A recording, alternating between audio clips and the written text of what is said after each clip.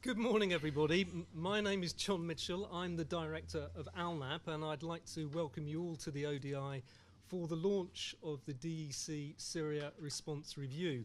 Now, I think you're all aware that today's Friday the 13th, and inevitably something has happened, and our main speaker, James Darcy, has had an emergency to take care of, and so he won't be with us.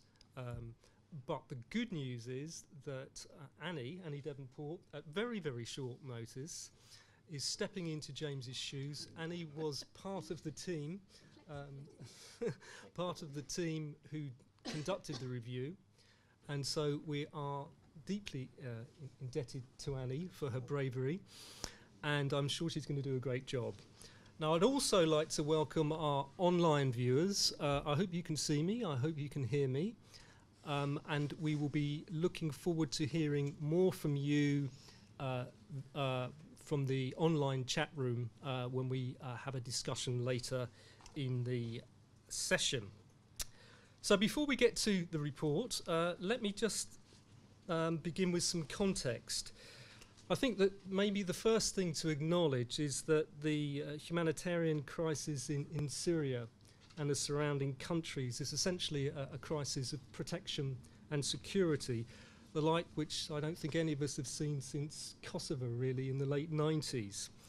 And it's interesting to note that the DEC did commission an evaluation very much like this one in the late 90s to look at how DEC funds had been spent after the Kosovo emergency.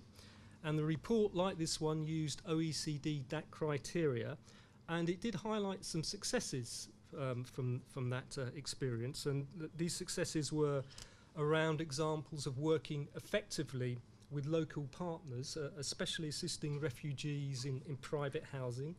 There was some good feedback about good coordination on the ground and the avoidance of duplication. But the report did also highlight some more serious concerns around poor assessment, finding skilled and experienced staff at short notice, and difficulties of preserving impartiality and independence.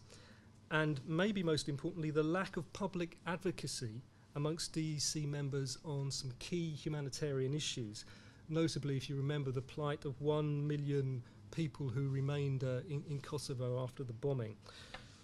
So it will be interesting, I think, to see if any of the findings from 13 years ago actually chime with the findings from the current DEC review today. And just before we move on to that, I'd also like to mention that obviously the gravity of situations like Kosovo and Syria is all the more important for the humanitarian community to really capture its experiences and find the time to use the energy to strengthen its capacity to protect and assist vulnerable people. And this, of course, is important for making improvements in real time and for making the situation better for working in similar situations in the future.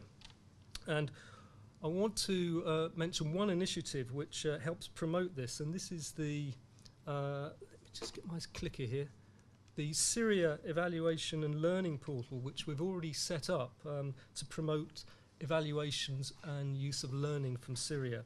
We've already got 360 learning resources, and it's now online and linked to the ALNAP website.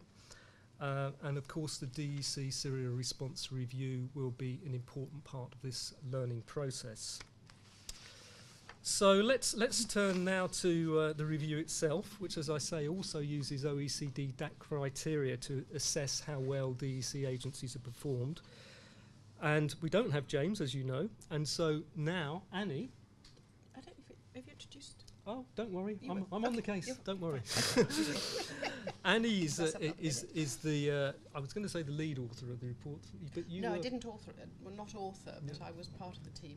A huge part of the report, and she's going to have tell us what it says, and we're going to get a reaction from David Peppett, who is the international director of the British Red Cross, Jane Cooking, who is Oxfam's humanitarian director, and from Wendy Fenton, who is the coordinator of the Humanitarian Practice Network.